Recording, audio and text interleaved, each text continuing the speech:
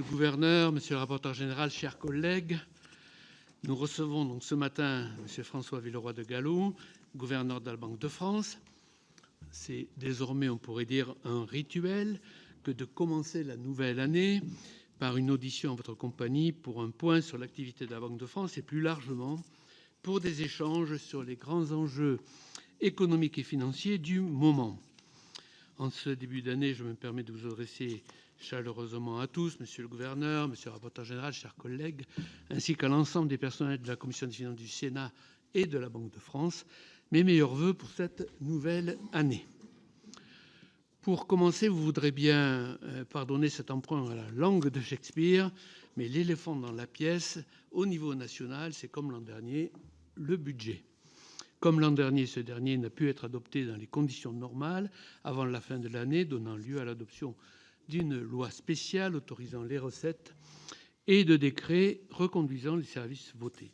Et comme l'an dernier, il semble que, s'agissant du solde budgétaire, nous perdions d'un côté ce que nous gagnions de l'autre. En effet, la consolidation budgétaire pourrait être moins sévère que dans le projet initial du gouvernement, faisant espérer un effet positif sur la croissance. Pour autant, comme la situation s'accompagne d'une incertitude accrue, cela suscite des comportements attentistes des ménages et des entreprises qui pourraient engendrer évidemment un effet éventuel récessif. Fin 2024, les analyses de l'OFCE estimaient que la loi spéciale réduisait l'ajustement budgétaire de 1 point par rapport à une restriction budgétaire prévue dans le PLF pour 2025 de 1,5 point de PIB, dans l'hypothèse où l'on serait resté sous le régime de la loi spéciale tout au long de l'année, dans un contexte, il faut le souligner, différent de cette année, où le PLFSS n'avait pas été adopté avant la fin de l'année. Il est quand même bien difficile aujourd'hui d'y voir clair, et nous aimerions que vous nous aidiez, après cette première expérience en 2025, à comprendre ce qu'il emporte entre coups de frein et coups d'accélérateur dans la situation dans laquelle nous nous trouvons. J'aurais aimé également vous entendre sur ce qui a tout du paradoxe, du moins en apparence. Mois après mois, les résultats macroéconomiques, sans être bons, s'avèrent convenables, ne cessant de déjouer des prévisions souvent pessimistes, compte tenu des effets attendus de l'incertitude en matière de politique économique, censée pénaliser les décisions d'investissement. Les projections macroéconomiques de la Banque de France de décembre font encore état d'une prévision de croissance de 0,9% en 2025, plus élevée que dans le projet de loi de finances de fin de gestion, et vos experts indiquent, je cite, que les surprises favorables récentes sur l'activité pourraient constituer les premiers signes d'un rebond de la demande privée plus rapide. Fin de citation. Or, dans le même temps, les annonces de restructuration de sites industriels se multiplient. Vous le savez, le nombre de faillites d'entreprises a atteint son plus haut niveau historique en 2025, probablement autour de 69 000. Et le taux de chômage connaît de nouveau une légère hausse depuis le troisième trimestre 2024. Il pourrait atteindre 7,8% en 2026. Comment expliquez-vous la coexistence de ces indicateurs en apparence contradictoires? Que faut-il retenir de cette situation?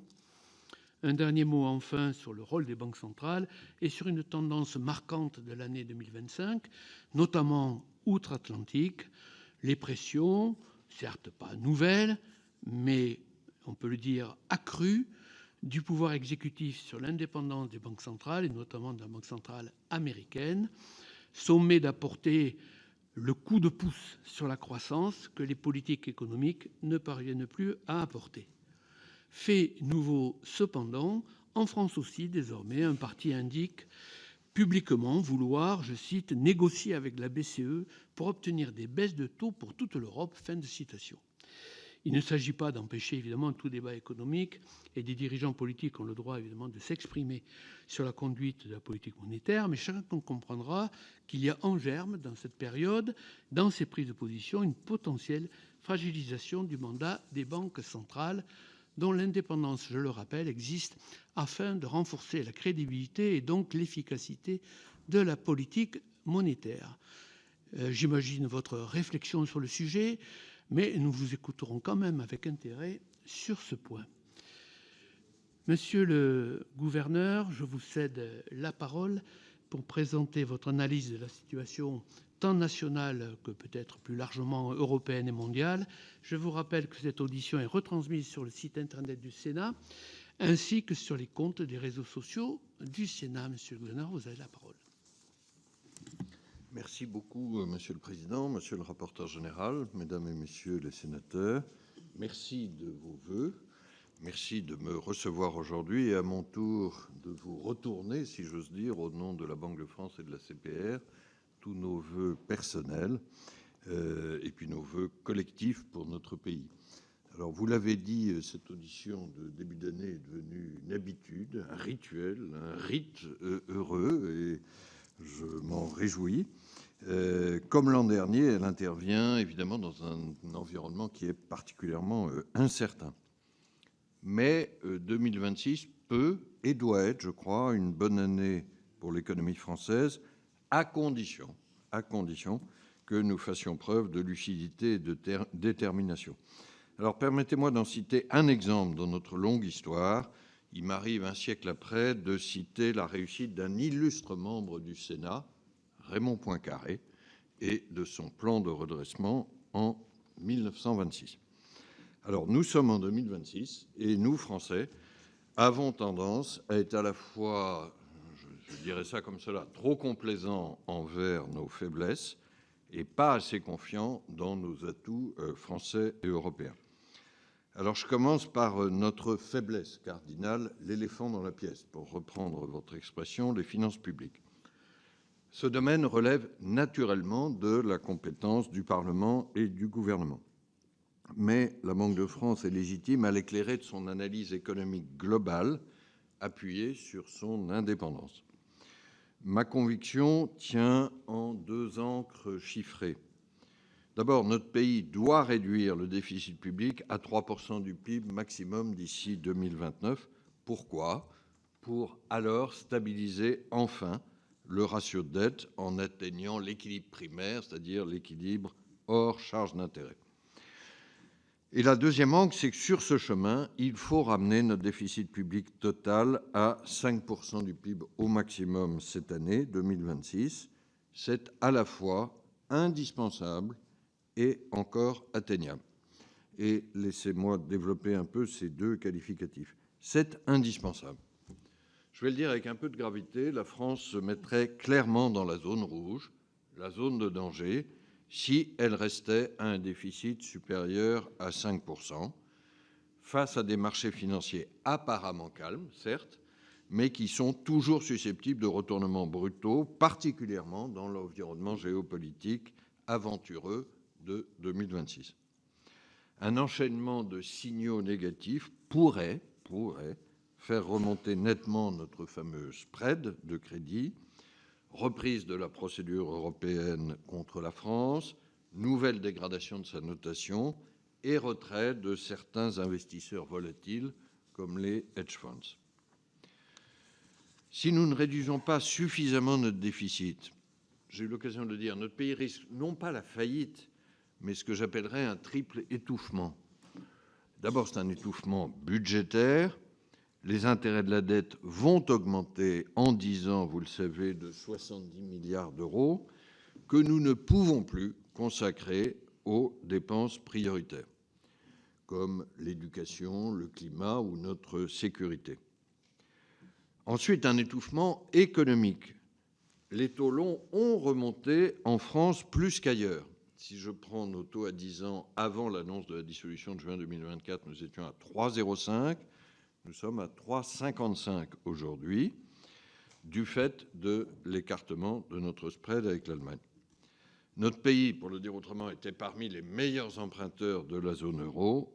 Il en est, hélas, devenu la lanterne rouge. Ceci touche aussi directement, nous le savons, les entreprises, les ménages à travers leur crédit immobilier, et ceci touche donc notre capacité à investir. Enfin, il y a un étouffement générationnel, et peut-être moins souvent noté, j'ai parlé d'un triple étouffement budgétaire, économique, générationnel. Les choix budgétaires récents, y compris dans le PLFSS, vont clairement contre la jeunesse. Il y a plus de dépenses de retraite et de santé pour les seniors, et je dis tout de suite, je suis moi-même un senior et que les seniors méritent respect, mais attention aux proportions. Et ce supplément de dépenses de retraite et de santé est financé par plus de déficits laissés aux générations futures. J'ai dit réduction indispensable, il semble y avoir là-dessus une large attente de l'opinion. Je veux souligner que c'est une réduction qui est encore atteignable. C'est à notre portée, à une condition: l'intérêt national appelle rapidement et impérativement à dépasser les postures pour trouver des compromis. Alors, il ne m'appartient pas de rentrer dans le détail des mesures, mais je veux juste relever qu'il faut et qu'il suffit d'un alliage assez simple. D'abord et surtout, stabiliser les dépenses qui sont en France les plus élevées non seulement d'Europe, mais du monde. De ce point de vue, le cadrage du PLF initial semble donner un bon ordre de grandeur global. Je souligne le global dans cette appréciation. Du côté des recettes, notre pays, je crois, doit et peut rendre l'impôt à la fois plus juste et plus stable. Si je peux m'expliquer là-dessus, ni concours l'épine, ni immobilisme systématique. Il y a certaines mesures naturelles de justice. Et il peut y avoir des mesures ciblées et exceptionnelles tant que le déficit n'est pas revenu sous 3%, par exemple sur les bénéfices des grandes entreprises.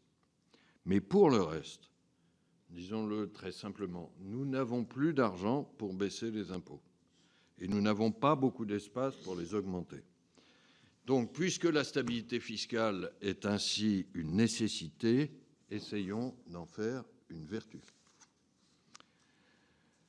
Alors, j'en viens à nos atouts français et européens à mobiliser, puis je disais que nous manquions de confiance en même temps dans nos atouts. Pour le dire autrement, ni déni ni déclin, ni déni budgétaire en France, ni déclin économique en Europe. Alors, d'abord, un mot sur la conjoncture dont vous avez parlé. En France, nous avons remporté la bataille contre l'inflation. Elle s'établit dans notre pays à 0,7% selon l'indice harmonisé, en deçà de la moyenne européenne de 2%. C'est un élément favorable pour notre pays. Cela signifie du pouvoir d'achat et cela s'accompagne d'une modération salariale, ce qui est positif pour notre compétitivité. Un mot sur la politique monétaire. Après 8 baisses, le taux d'intérêt directeur de la BCE à 2% est nettement plus bas, ce n'est peut-être pas très souvent souligné, que les taux américains à 3,64 ou britanniques à 3,75. Et les risques à la baisse sur l'inflation sont au moins aussi élevés que ceux à la hausse. La dépréciation possible du dollar si l'indépendance de la Fed est menacée. Et merci, Monsieur le Président, de ce que vous avez dit de l'indépendance des banques centrales. La dépréciation possible du dollar fait partie de ces risques à la baisse. Nous resterons donc pragmatiques et agiles dans chacune des prochaines réunions du Conseil des gouverneurs. L'activité économique en France continue par ailleurs de faire preuve d'une résilience certaine. Notre dernière enquête mensuelle de conjoncture a été publiée hier soir même. Elle confirme que le PIB augmenterait encore d'au moins 0,2%, je souligne le « au moins » que nous avons introduit, au quatrième trimestre de l'an dernier. La croissance devrait ainsi atteindre au moins 0,9% en 2025, avant de s'établir, c'est notre prévision que nous confirmons, à 1% en 2026. Alors, les explications de cette bonne surprise persistante.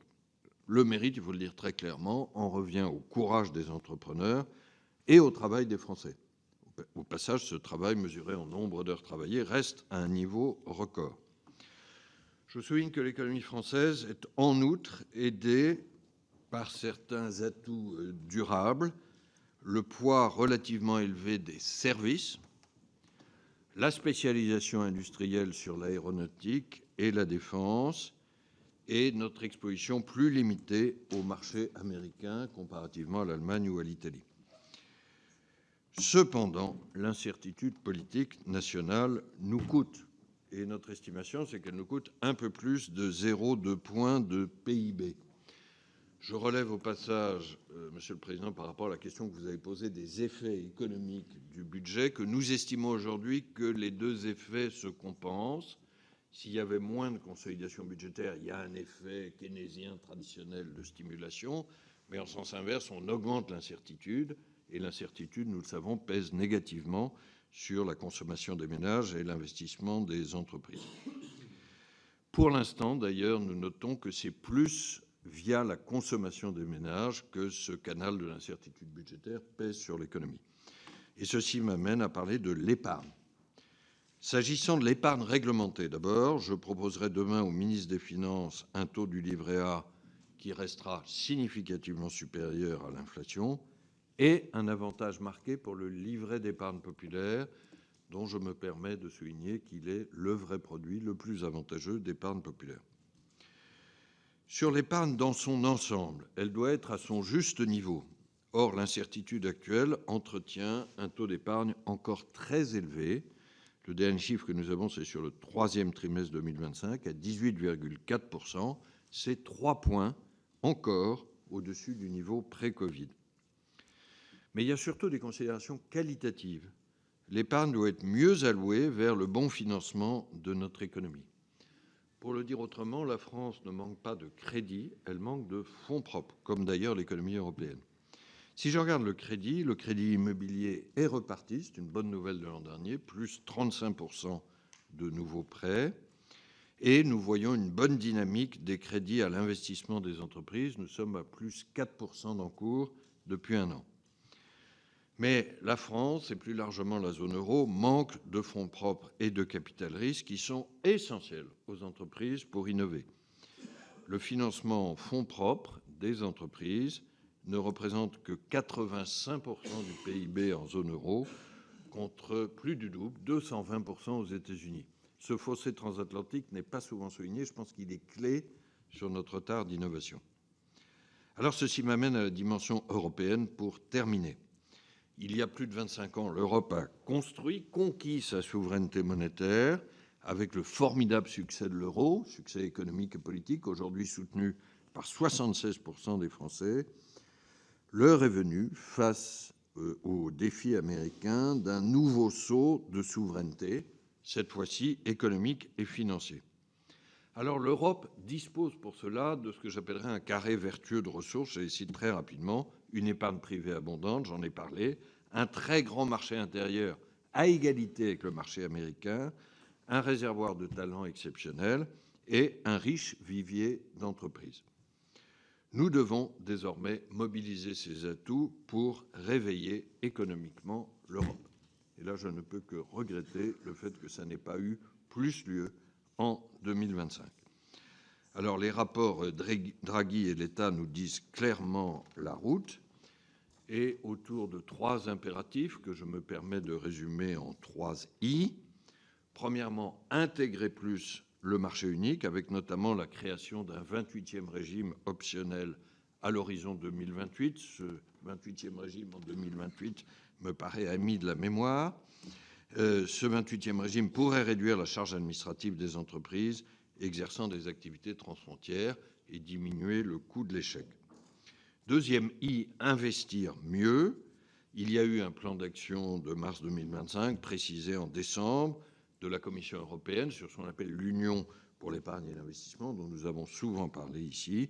Je crois que ce plan doit être encore priorisé et accéléré vers le financement par fonds propres et le capital risque européen.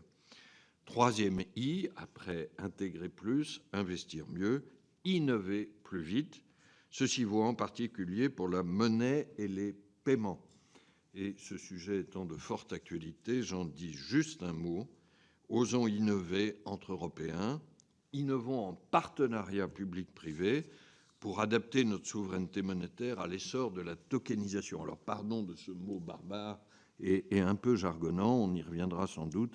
Il correspond à un progrès technologique qui est l'utilisation des blockchains.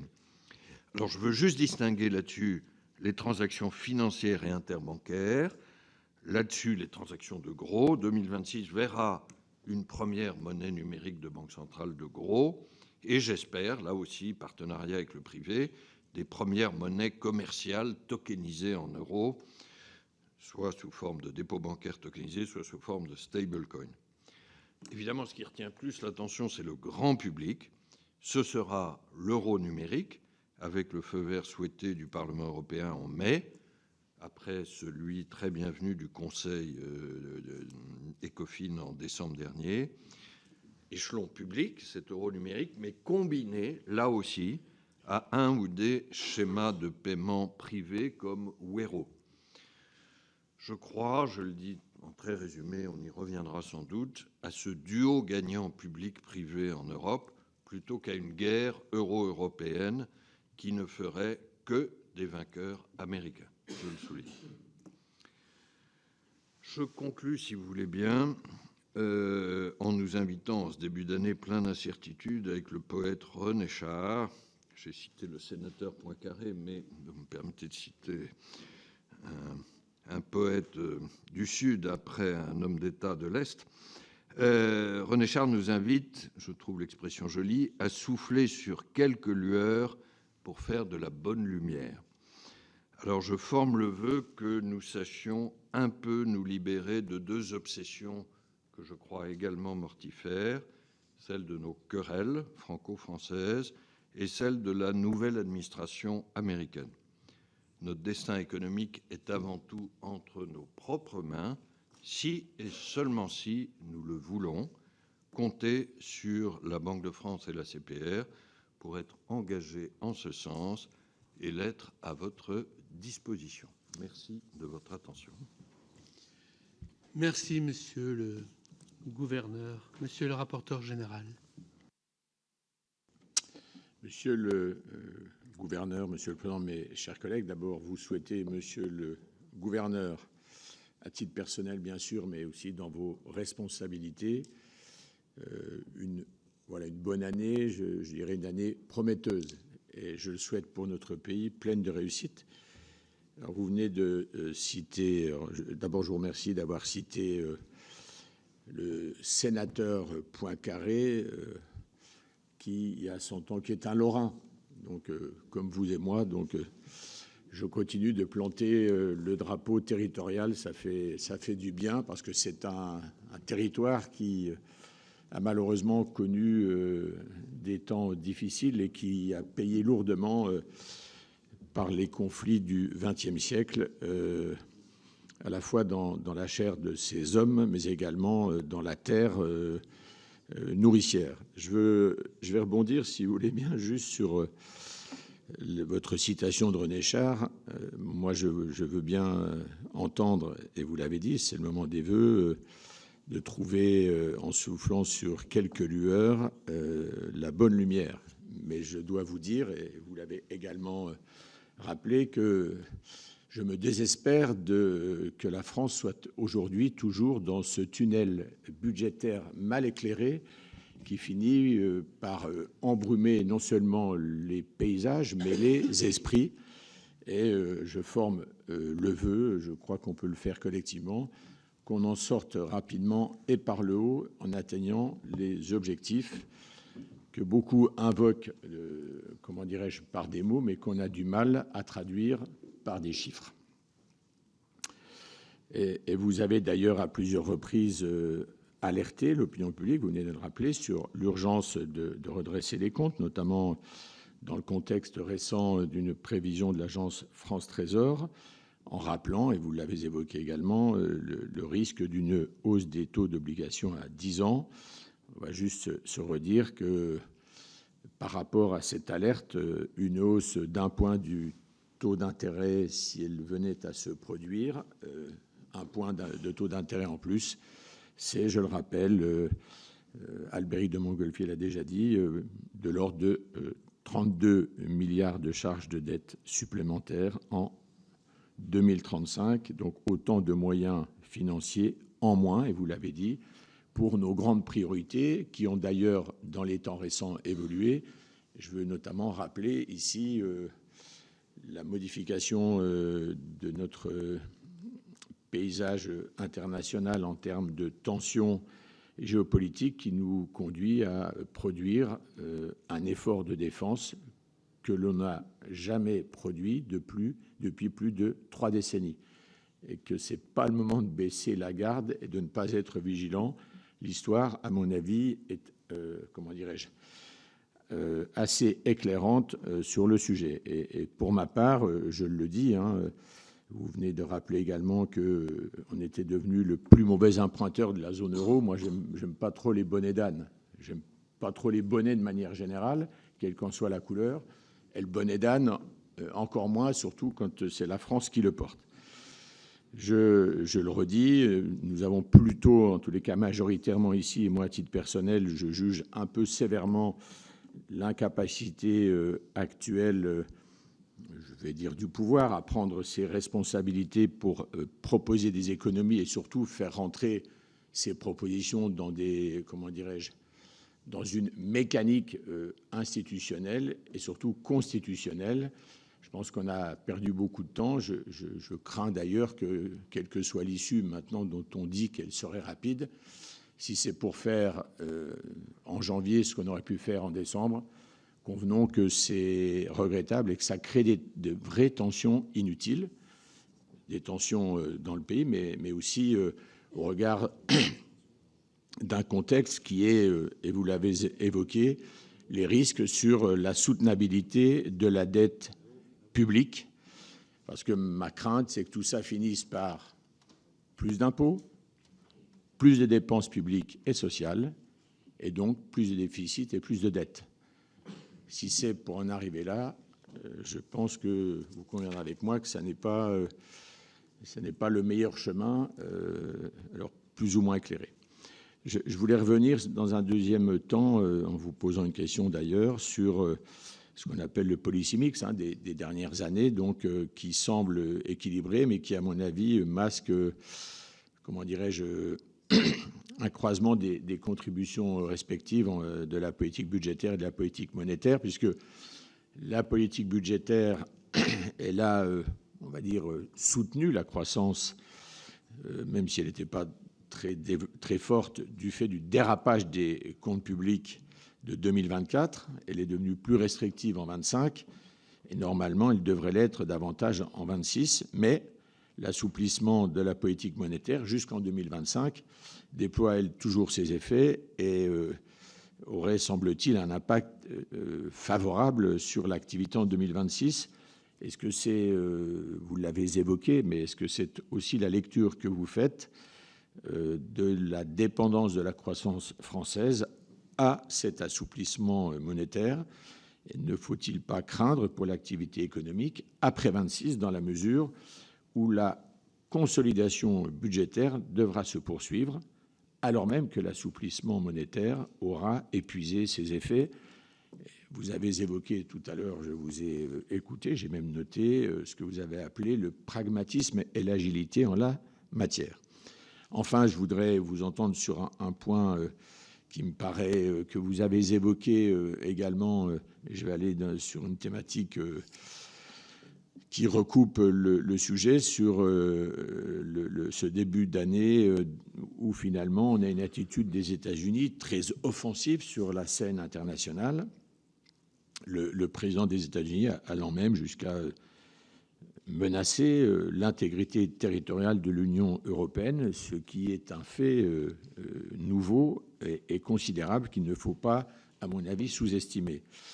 Or, les États-Unis disposent d'un quasi-monopole de fait sur nos systèmes de paiement, que ce soit par Visa, Mastercard, Apple Pay. Ces infrastructures financières qui permettent dans l'ombre de tenir et de participer de manière essentielle au fonctionnement de l'économie.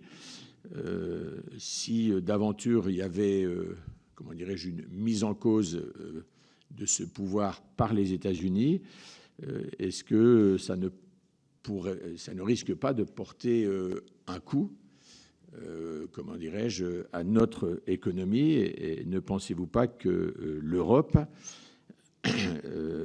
est-ce que vous pensez qu'elle est bien préparée et qu'elle est même parée pour faire face à une attaque, et donc je ne peux pas dire qu'elle serait amie, dans une forme d'hostilité de la part des États-Unis. Je viens d'entendre ce que vous appelez comme une solution publique-privée, qui est une solution, me semble-t-il, un peu nouvelle. Heureusement, on a encore un mode de paiement français et européen qui existe, mais qui n'est peut-être pas aujourd'hui, en tout cas peut-être menacé ou de taille à lutter. Est-ce que vous pourriez nous donner votre point de vue sur ce sujet? Merci, monsieur le rapporteur général. Monsieur le gouverneur, si vous voulez bien répondre tout d'abord aux interrogations du rapporteur général, et puis ensuite nous avons, je crois, 8 à 10 collègues qui vont vous questionner. Merci, monsieur le rapporteur général. Je vais essayer d'être rapide. D'abord, merci de votre mention de la fidélité lorraine partagée, mais c'est un genre dont je n'abuserai pas parce que le président trouve parfois que nous en faisons un peu trop. Je disais au sénateur Calévec que j'ai une mère bretonne et que je me réjouis de la beauté de tous nos territoires. Je partage aussi ce que vous avez dit sur les bonnets d'âne ou la lanterne rouge, quel que soit le symbole. Je vais le dire très directement. Je trouve que le fait que la France soit maintenant passée à parité, voire un peu en dessous de l'Italie en termes de signature, est quand même un signal qui aurait dû encore plus nous alerter. Et moi, je ne me résigne pas à l'idée que cette position de lanterne rouge ou de bonnet d'âne soit durable. Je crois que nous pouvons faire ce qu'il faut pour retrouver notre rang financier et peut-être du coup d'influence politique en Europe. Je vais revenir simplement rapidement sur 2 questions importantes que vous avez soulignées. La question du policy mix et de la contribution de la politique budgétaire et de la politique monétaire. D'abord, je suis tout à fait d'accord avec la description que vous avez faite du policy mix récent. On a eu un peu de resserrement budgétaire en France, soyons honnêtes, un peu. Et on a eu un assouplissement monétaire en face, puisqu'on a ramené les taux de 4% à 2% à bon rythme, et qui était justifié par notre victoire contre l'inflation. Je veux redire avec une certaine force, parce que je lis parfois avec un peu de surprise, notamment en France, surtout en France, que notre politique monétaire serait trop restrictive ou plus restrictive que celle des États-Unis. C'est exactement le contraire. Nous avons des taux d'intérêt qui sont presque 2 fois plus bas qu'aux États-Unis et qui sont ce que les spécialistes appellent le taux neutre, alors qu'ils sont significativement supérieurs au taux neutre aux États-Unis. Et si on regarde les achats de titres publics, le fameux quantitative easing, je donne 2 chiffres peut-être moins connus, les titres publics qui sont encore au bilan de la Fed aujourd'hui, c'est 14% du PIB américain. Les titres publics qui sont au bilan de notre eurosystème, Banque de France compris, c'est 22% du PIB européen, donc 50% de plus. Alors nous verrons avec le fameux pragmatisme agile s'il y a encore des marges à l'avenir, ça dépendra des niveaux de l'inflation. Mais pour l'avenir, je crois que le relais de croissance français, c'est la question que vous avez posée, il est avant tout du côté de la confiance et des réformes, et ce sont des relais significatifs. Si nous pouvons ramener la confiance sur la soutenabilité de la dette, la trajectoire budgétaire de la France, je l'ai dit, ça c'est au moins 0,2 points de croissance. Et si parallèlement nous mobilisons les atouts que nous avons en Europe selon les 3 I que j'ai évoqués, notamment la fameuse union d'épargne et d'investissement, ça aussi c'est un progrès de la croissance, non seulement en France mais en Europe. Ce qui va un peu nous aider, c'est la relance budgétaire allemande, puisque eux, ayant géré beaucoup plus sagement leurs finances publiques, peuvent faire aujourd'hui un gros investissement de défense. Mais je vais peut-être résumer ça avec une considération dont on parle rarement, mais que je crois absolument clé, sur la croissance potentielle. Croissance potentielle, les économistes disputent et discutent de son niveau, mais au fond, c'est la vitesse de croisière de l'économie une fois qu'on met de côté les variations conjoncturelles. Là, le résumé est très simple. La croissance potentielle en Europe et en France, au début de ce siècle, il y a 25 ans, 26, elle était d'environ 2%. Aujourd'hui, elle est d'environ 1%. Il y a un ralentissement très important qui tient, qu'on voit un peu partout, mais qui tient aussi à la démographie. Je crois que nous pouvons ramener la croissance potentielle française à 1,5 par un certain nombre de réformes françaises et européennes. Sur l'attitude très offensive des US, je ne peux hélas que vous rejoindre. Je note au passage, je ne l'ai pas dit dans mon propos initial, que nous avons à côté de ça une agressivité commerciale chinoise qui est notre autre sujet et qu'il faut traiter l'un et l'autre. Mais c'est vrai que dans le domaine des paiements et de la technologie, notre dépendance américaine peut poser une question particulière. Il est indispensable d'avoir une souveraineté européenne des paiements et je crois que ça conditionne la prolongation de notre souveraineté monétaire construite avec l'euro. La solution, et nous y reviendrons sans doute à propos de certaines questions, mais je crois qu'il faut un étage public, une encre publique. La monnaie toujours et partout, depuis des siècles, c'est un partenariat public-privé. Donc il faut une monnaie numérique publique, c'est le fameux euro numérique pour le grand public, ce qu'on appelle la monnaie numérique de gros pour les transactions financières. Et là-dessus, il faut des solutions de paiement européennes. C'est pour ça que moi je soutiens à fond ce qu'on appelle Wero, ce qui s'appelait EPI, qui n'est aujourd'hui qu'une solution partielle, parce qu'elle regroupe 6 pays. Il faut évidemment viser au moins les 21 pays de la zone euro. Mais il y a complémentarité entre les deux, entre cette encre publique qui est l'euro numérique et la solution privée qui est Wero. Je souligne ça parce que je lis périodiquement des choses sur l'opposition. Je crois que c'est une fausse opposition qui ferait le bonheur des rentes américaines dont vous avez parlé ou demain de stablecoin en dollars. Je note juste au passage que par rapport à ça, c'est la solution pour demain. Et nous y travaillons très activement, et je crois que c'est quelque chose qui n'est pas à long terme, qui est à court, moyen terme. Je note juste au passage que notre pays fait partie de ceux qui sont un peu moins dépendants des grands schémas américains dont vous avez parlé, puisque nous avons la chance d'avoir le groupement carte bancaire. Et que pour toutes les transactions franco-françaises, ce groupement est ultra majoritaire, à plus de 80%, ce n'est pas toujours très connu. Je le dis d'ailleurs, quand nous avons le choix comme consommateurs, essayons toujours de privilégier le choix par Internet et tout de la solution carte bancaire, parce que c'est une solution souveraine française, mais il faut avoir la même solution souveraine européenne dès lors que nous faisons des achats transfrontières. Je m'arrête peut-être là. Merci. Donc, premières interventions, Antoine Lefèvre, suivi de Thierry Kozik. Bien, on a parlé beaucoup des États-Unis encore à l'instant.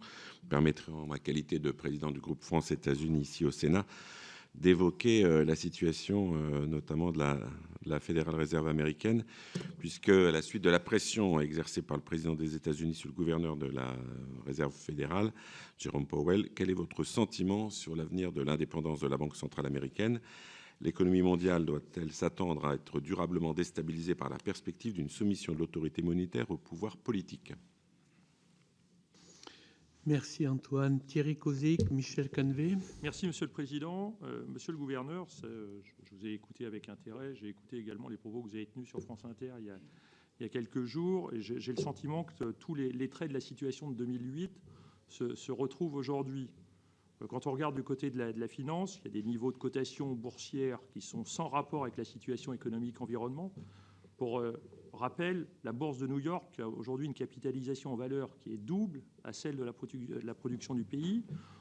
On a des bulles qui sont très gonflées concernant les activités technologiques qui n'ont pas encore réalisé de bénéfices, mais qui bénéficient d'un fort préjugé très favorable. Et du côté de la finance officielle, qui passe par les banques et les compagnies financières qui sont plus ou moins contrôlées, il y a un nouveau circuit de prêts privés entre entreprises sans aucun contrôle de solidité. Là aussi, sur ce fait, on a réussi à faire pire qu'avant 2008. Vous l'aurez compris, les risques montent dans la finance, les dettes publiques, en particulier la dette américaine, inquiètent. Surtout, les interconnexions se sont accrues entre banques, acteurs non bancaires et États. Les problèmes de l'un entraîneront les autres dans une crise aux effets non linéaires. Une petite variation mal orientée de l'un des paramètres pourrait générer de grosses pertes pour les uns ou les autres. Fin novembre, vous déclariez que le cadre réglementaire européen est dense et parfois trop. Et vous ajoutiez, mais non, la solution ne peut résider dans une dérégulation, car n'oublions pas trop vite 2008.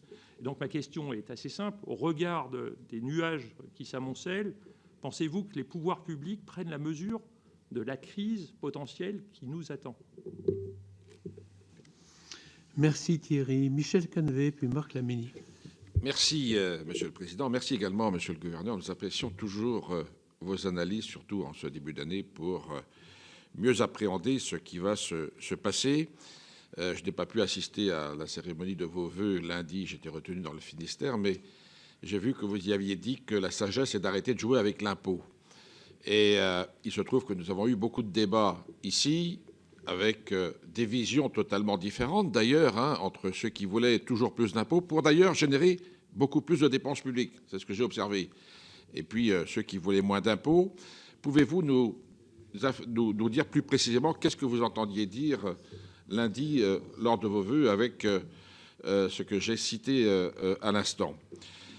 Vous avez aussi, à l'instant, dans votre propos liminaire, évoqué la nécessité d'intégrer un peu plus l'Union européenne. Mais on voit quand même beaucoup de défiance vis-à-vis de l'Union européenne. Le dossier du Mercosur en est l'illustration, et vous voyez l'état d'esprit de l'opinion dans notre pays. Est-ce que vraiment on peut aller vers plus d'intégration européenne quand on voit ce qui se passe pour le Mercosur, quand on voit que pour ce qui concerne les fonds européens, il y a aussi ce qu'on peut considérer comme étant une sur-administration? Est-ce qu'on peut raisonnablement avancer sur le sujet? Vous avez également, Monsieur le Gouverneur, évoqué la question de l'euro numérique. Effectivement, je crois qu'il faut qu'on s'y attache parce que la valorisation des cryptoactifs aujourd'hui dans le monde, c'est de l'ordre de 4 000 milliards de dollars. Donc l'Europe ne peut rester à l'écart de tout cela, qui est dominé aujourd'hui par deux acteurs américains pour l'essentiel.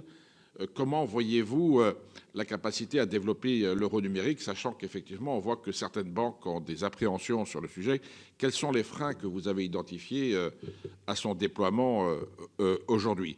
Et puis, dernier sujet, Monsieur le Gouverneur, qui est un sujet qui me tient à cœur, qui concerne l'accès au crédit immobilier. Vous venez à l'instant d'évoquer la progression de 35% de distribution de prêts immobiliers, mais on a quand même le sentiment qu'il y a un gros problème de logement qui persiste dans notre pays.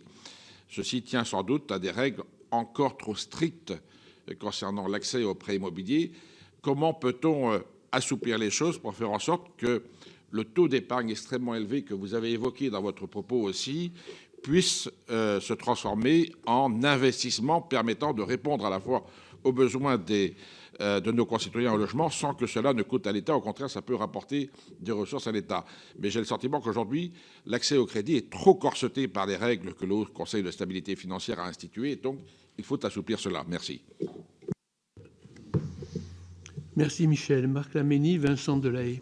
Merci Monsieur le Président, Monsieur le Rapporteur Général. Merci beaucoup Monsieur le Gouverneur de cette rencontre annuelle. Alors je vais faire comme une tradition chaque année. J'aborde souvent les effectifs et les moyens humains sur nos territoires, que ce soit en métropole et outre-mer. C'est vrai que l'effectif, à l'exemple du département des Ardennes, c'est quelques personnes, mais de qualité. Et ils organisent localement, le directeur et son adjoint, notamment une présentation à l'attention des décideurs, puis quelques élus, pour connaître réellement ce que fait la Banque de France, parce que c'est souvent méconnu ou mal connu. Et c'est important ce lien de proximité. Alors je sais que les Ardennes, il y a des liens avec la Marne, qui est un département locomotive, certes, mais est-ce que à court terme, vous maintenez des effectifs sur nos territoires, que ce soit métropole et outre-mer? Donc c'était ma première question sur les effectifs, sur tout ce qui est fait sur le terrain. Et puis ma seconde question, les commissions de surendettement, comment fonctionnent-elles? Il doit y avoir à coup sûr des disparités importantes d'un territoire à l'autre. Et quelle est la part d'activité? Voilà, je vous remercie beaucoup. Merci Marc. Vincent Delahaye, Jean-Raymond Hugonet. Merci Monsieur le Président, Monsieur le Gouverneur. Merci pour votre présentation. Moi, je suis toujours un peu déçu que quand on parle de croissance, on ne décompose pas cette croissance entre ce qui est lié aux administrations publiques et ce qui est lié à l'activité des entreprises. Parce que je pense que vous avez les moyens de le faire et ça sera intéressant de l'avoir. Et que ces dernières années, je pense que la composante administration publique a été assez majoritaire dans la croissance française.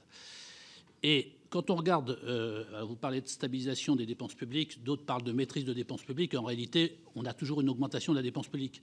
Si on regarde 2025, il y a 50 milliards d'augmentation de la dépense publique, c'est presque 3%. Vous avez parlé de 0,7% d'inflation, 0,9% de croissance. Ça fait pas les 3% de croissance de la dépense publique. Donc, est-ce que vous pensez qu'on va pouvoir continuer longtemps à avoir une dépense publique qui augmente nettement plus que l'inflation et la croissance ? Et moi, je suis partisan de la baisse de la dépense publique. Donc, j'aimerais que quand vous émettiez les taux de la croissance, vous puissiez décomposer entre croissance des administrations publiques et le reste. Et là, c'est une observation plutôt sur l'incertitude. Vous la chiffrez à 0,2. Je ne sais pas comment on peut chiffrer l'incertitude à 0,2. Moi, ce que je constate, c'est qu'en Espagne, ça fait 3 ans qu'ils n'ont pas de budget. Ils ont au moins la même incertitude que nous, et ça va nettement mieux. Alors, est-ce que les acteurs économiques se préoccupent tant que ça de l'incertitude, ou est-ce que c'est nous qui la surestimons ? Et je pense que ce que l'on ferait bien de faire, c'est de changer de politique budgétaire par rapport à celle qui est menée depuis 40 ans et qu'on continue malheureusement de mener. Merci Vincent. Jean-Raymond Hugonet, Vincent Capo-Canella. Merci Monsieur le Président. Monsieur le gouverneur, ma question aura trait à l'euro numérique sur lequel vous avez insisté. Vous avez insisté sur l'innovation, ce que vous avez appelé le duo public-privé. Il se trouve qu'en début d'année, un nombre important d'économistes en Europe ont publié une lettre ouverte pour soutenir justement l'introduction de cet euro numérique. Mais il y a un petit bémol ou un dièse, je vous laisserai choisir si c'est un accord augmenté ou diminué. Il considère quand même que les parlementaires européens sont beaucoup plus influencés par les banques privées sur ce sujet par rapport à des acteurs de la société civile. On sait que le Parlement européen est le monde du lobbying, mais voilà, que pensez-vous de cette assertion? Et puis, pensez-vous qu'en France, il en est de même? Merci. Merci Jean-Raymond, Vincent Capo-Canella, Christian Klinger. Merci Monsieur le Président. Merci Monsieur le Gouverneur. Vous avez dit beaucoup de choses, notamment sur le niveau de croissance estimé cette année, enfin l'année dernière, pardon, et celui attendu cette année. 3 questions sur l'Allemagne. Vous avez évoqué l'effet positif de la relance budgétaire attendue. Il y a en même temps un effet d'endettement. Est-ce qu'on sait qualifier l'effet pour la France, parce que la relance budgétaire allemande est positive, mais sur les marchés financiers, effectivement, et puis pour le coût de notre dette, l'endettement allemand, s'il est mis en œuvre tel qu'annoncé, peut avoir un effet négatif. Deuxième point, sur la résilience de l'économie française, comment qualifier la situation? Je rejoins ce qu'a dit Vincent Delahaye. Quelque part, il y a une forme de vitalité, oui, relative, mais effectivement, compte tenu du niveau de dépenses budgétaires post-Covid, est-ce que finalement ce niveau de croissance n'est pas finalement cher payé ou faible? Troisième point, vous avez souligné le manque de fonds propres, le besoin d'investissement, le besoin d'innovation. Quelle serait pour vous la voie pour y parvenir? Merci Vincent. Christian Klinger, puis Sylvie Vermeillet. Merci Monsieur le Président. Une question, cette fois, Monsieur le Gouverneur, au régulateur que vous êtes en tant que président de l'autorité de contrôle prudentiel et de résolution, s'agissant des effets des politiques non conventionnelles sur la stabilité financière. La BCE continue actuellement de réduire son bilan par un arrêt des réinvestissements APP, donc c'est le programme d'achat d'actifs, depuis mi-2023, et des réinvestissements PEPP, donc le programme d'achat d'urgence, depuis fin 2024. Cette réduction du bilan de la Banque centrale n'est-elle pas porteuse de risques pour la stabilité de notre système financier, la stabilité de notre secteur bancaire et même, in fine, quand on connaît l'exposition de nos banques à la dette publique et inversement pour nos finances publiques? Merci Christian. Sylvie Vermeillet, puis Christine Lavarde. Merci Monsieur le Président et merci Monsieur le Gouverneur pour votre présentation. J'aimerais savoir au sein de la zone euro comment vous analysez le dynamisme de la croissance économique espagnole avec ce presque 3% pour 2025. Comme le disait Vincent tout à l'heure, c'est un pays qui n'a pas voté de budget depuis 3 ans, qui déplore une absence de majorité réelle. Et puis, il me semble également que le taux du crédit en Espagne est supérieur à celui de la France. Donc, quelle lecture vous avez de ce 2,9%, il me semble, de croissance en Espagne? Merci. Merci Sylvie. Christine Lavarde, puis Stéphane Sautarel.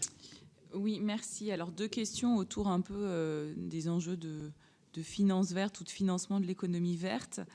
La première autour de la différence de financement structurel en fait, qui existe entre les entreprises qui développent des technologies dites bas carbone et qui finalement ont souvent besoin d'avoir recours au marché financier pour se développer, alors que les entreprises qui ont un modèle économique plus ancien, pour ne pas citer celles qui exploitent des ressources pétrolières, elles arrivent à se financer par leur propre trésorerie. Et donc on comprend bien que les premières sont beaucoup plus exposées au ressaut de la politique monétaire, notamment quand elle devient restrictive. Il y a d'ailleurs une étude de l'université de Maastricht qui a montré qu'en fait, dès lors que la Banque centrale commence à augmenter ses taux, on observe une diminution des projets dans les domaines des énergies renouvelables. Donc finalement, demain, comment est-ce que la Banque centrale européenne va arriver à pouvoir concilier ces objectifs de stabilité de l'économie avec les objectifs de souveraineté énergétique qui sont portés par la Commission? Ça, c'était le premier sujet. Et le deuxième, qui concerne plus spécifiquement les taux d'intérêt verts. En 2026, la Banque centrale va devoir préparer le lancement de ses futures opérations structurelles de refinancement, opérations qu'elle avait annoncées en 2024, et en promettant notamment que ces opérations vont prendre en compte ces objectifs secondaires, en particulier le changement climatique. Donc aujourd'hui, quelle est la position de la Banque de France sur la façon dont ces opérations de refinancement structurel peuvent soutenir effectivement et efficacement la croissance verte, la transition verte? Merci Christine. Stéphane Sautarel, Claude Nougin. Oui, merci Monsieur le Président, Monsieur le Gouverneur. Ma question porte sur une innovation qui a déjà été évoquée et bien présente dans notre économie, l'intelligence artificielle. En décembre dernier, Christine Lagarde a déclaré, je cite, que parmi les éléments qui nous ont surpris à la hausse, on constate qu'il s'agit principalement des investissements qui, pour le secteur privé, sont en grande partie attribuables au développement de l'IA. Il y a quelques semaines, l'Institut Rexecon nous a présenté un graphique dans lequel la croissance américaine hors investissement technologique avait été de seulement 0,1% du PIB au premier semestre 2025. Donc assez naturellement, les craintes d'éclatement d'une bulle de l'IA se sont faites jour sur le modèle de la bulle Internet du début des années 2000.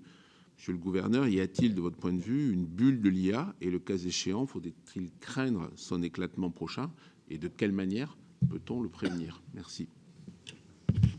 Merci Stéphane. Claude Nougin, puis Emmanuel Capus. Merci Monsieur le Président. Monsieur le Gouverneur, vous avez indiqué dans votre propos que parmi les impôts, la marge était limitée au niveau du budget. Et vous avez quand même cité la surtaxe sur l'impôt des grandes sociétés. Je voulais vous dire, bon, c'est une cible facile et je vous rejoins, parce que d'abord, sur le plan électoral, elle n'a pas d'impact, plutôt un impact positif, hein, parce que les gens sont toujours contents que les autres payent des impôts. Et puis, la deuxième chose, c'est intéressant sur le plan fiscal, puisque grâce aux acomptes, l'impôt rentre rapidement. Quand on prévoit tant d'impôts, on est sûr qu'il rentre, ce qui n'est pas toujours le cas dans la plupart des projets d'impôts. Mais vous aviez bien insisté que c'était ponctuel. Or, le gouvernement Barnier avait dit que c'était pour une année, one shot, comme on dit. Et il semblerait que le gouvernement Lecornu ait, dans ses projets, de continuer. À quelle hauteur, je n'en sais rien, on le verra bien quand ça va arriver à un vote. Mais ce qui se passe, c'est que beaucoup d'actionnaires de grandes entreprises sont des étrangers. Et ils n'ont pas l'habitude qu'on leur mente. Nous, Français, on a l'habitude. Hein, en matière d'impôts, on sait faire. Hein. Ça ne nous gêne pas. Rappelez-vous l'impôt Fillon sur les hauts revenus, la contribution exceptionnelle sur les hauts revenus, 2011. En 2025, elle existe toujours et elle s'appelle toujours exceptionnelle. Je pense qu'on pourrait supprimer le mot.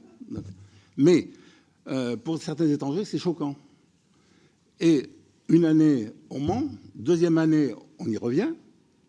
Et vous dites toujours, il faut que ce soit ponctuel, à juste titre d'ailleurs. Mais pensez-vous que le gouvernement peut suivre votre conseil très éclairé? Merci Claude. Emmanuel Capus, Raphaël Daubé.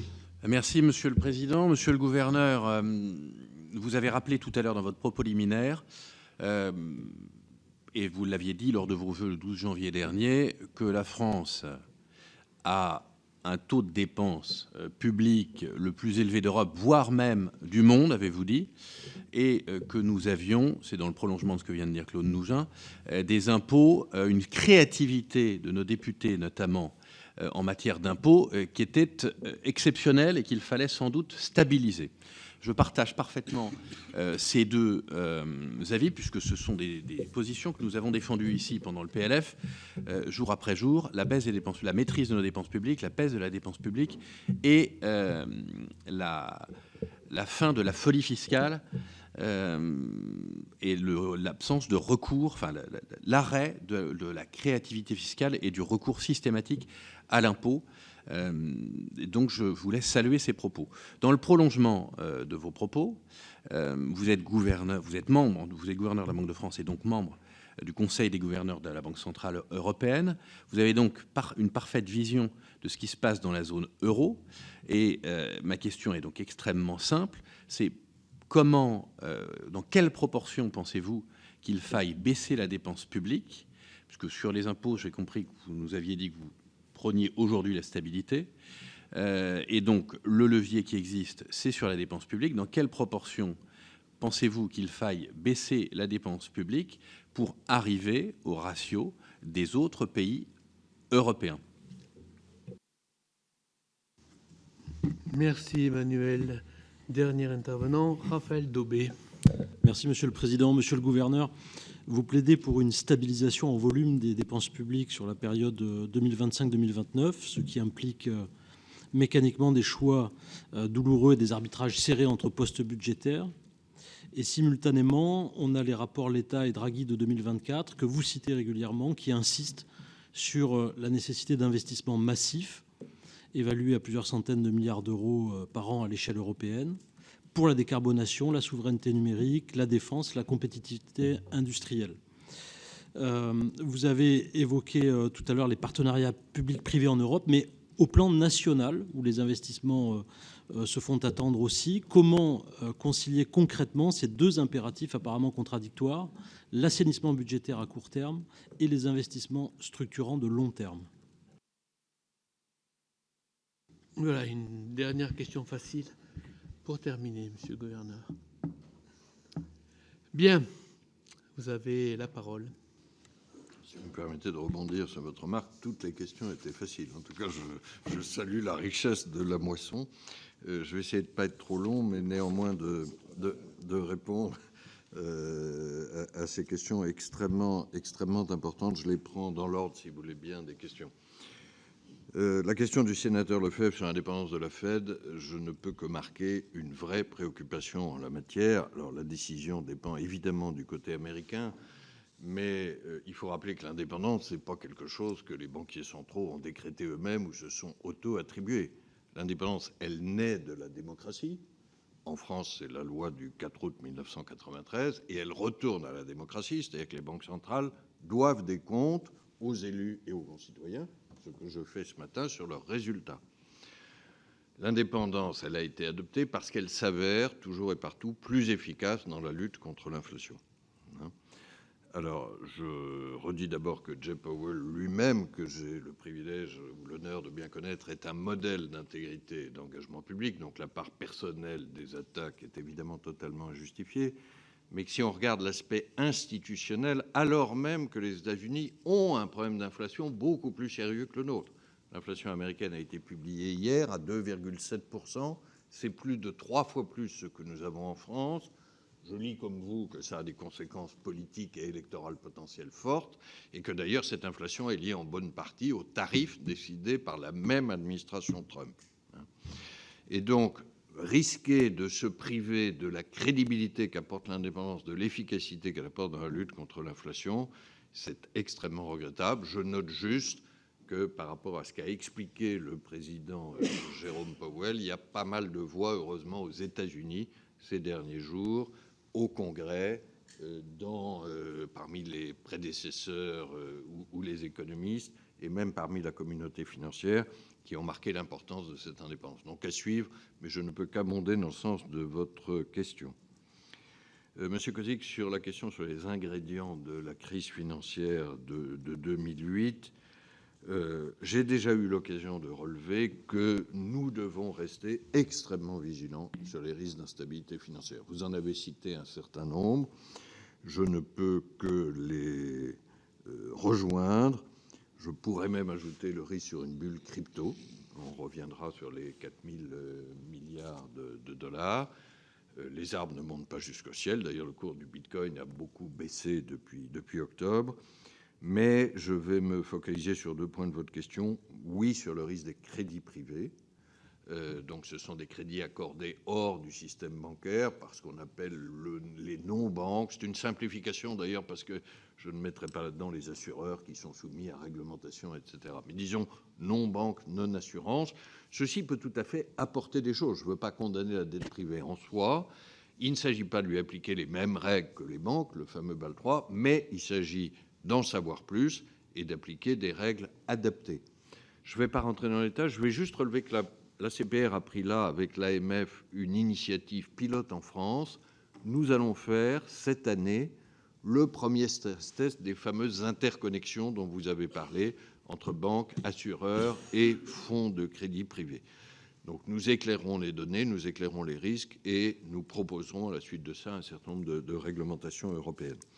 Ça m'amène à ce que vous disiez sur l'évolution de la réglementation. Je crois qu'effectivement, il faut trouver un équilibre en la matière, comme en beaucoup de sujets. On va revenir après sur le budget. Si je dois ultra résumer le débat sur les règles financières européennes, il y a 2 camps clairement installés. Il y a le camp peut-être où je mets parfois certains professionnels qui dit « Regardez l'exemple américain, il n'y a qu'à suivre ». Là, la réponse, c'est non.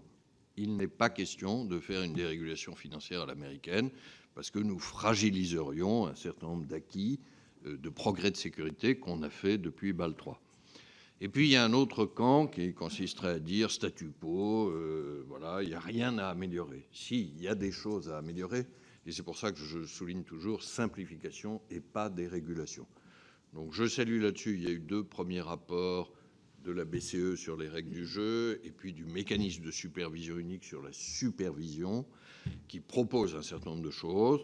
C'est un premier pas, c'est une mise en mouvement. Je crois que nous avons intérêt à les prendre au sérieux, à les encourager, à pousser aussi loin que possible, mais sans jamais transiger sur l'objectif de stabilité financière.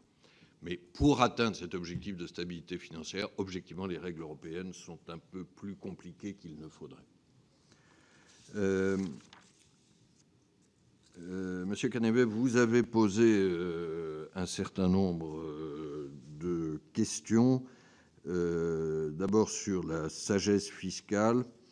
Que vouliez-vous dire? Je vais peut-être garder la réponse là-dessus pour la question très précise du sénateur Nougin sur la surtaxe d'impôt sur les sociétés. Et je vais m'aventurer sous le contrôle de la Commission des finances du Sénat sur un terrain qui n'est pas le mien, mais qui a été le mien sur le fiscal. J'ai relevé en tout cas ni concours Lépide, ni immobilisme systématique, et plusieurs questions de sénateurs sont revenues là-dessus, mais je serai plus précis.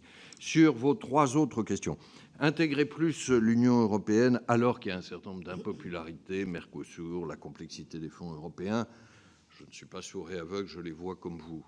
Est-ce que je peux juste dire sur le Mercosur, qui n'est pas un sujet de compétence de la Banque de France, que voilà, on a peut-être donné une importance un peu excessive à ce traité. Il ne va pas résoudre tous les problèmes de l'économie européenne. En sens inverse, malheureusement, par rapport à une crise agricole qui est sérieuse, notamment sur la filière bovine, ça n'est pas l'absence de Mercosur qui résoudrait cette crise agricole. Donc, regardons si l'Europe n'a pas intérêt quand même à développer un certain nombre d'alliances au moment où elle a la menace américaine et la menace chinoise, notamment avec le continent latino-américain. Je ne crois pas, mais là je parle devant des experts, que pour autant l'Europe en soi soit devenue impopulaire auprès de nos concitoyens. Moi je note que le soutien à l'euro reste extrêmement élevé, à 76%, que quand on regarde les différents eurobaromètres, l'attente de protection concrète, je souligne cet adjectif, de la part de l'Europe reste fort, mais il faut que l'Europe apporte des résultats et que ce ne soit pas seulement des grands principes. Je crois que dans ce sens, ce qu'on a évoqué sur les paiements, ce qui est possible sur l'union d'investissement, mais avec des produits concrets, c'est-à-dire plus d'intelligence artificielle, plus d'énergie décarbonée, plus de défense, ça serait la meilleure réponse. En tout cas, il me semble que l'opinion est parfaitement consciente que dans ce monde dangereux, avec des superpuissances qui ne nous veulent pas du bien, la France seule serait plus faible. Mais expliquons et surtout mettons en œuvre de façon concrète. Alors, sur l'euro numérique, et vous avez posé la question comme plusieurs autres sénateurs, alors vous me permettez d'un un tout petit peu plus long là-dessus. Vous avez cité un encours global de 4 000 milliards de dollars, je crois que c'est à peu près l'ordre de grandeur. Alors, dans cet encours, il y a un cheval et une alouette actuellement. Le cheval, c'est les cryptoactifs type Bitcoin, qui doivent représenter entre 80 et 90% de ce total.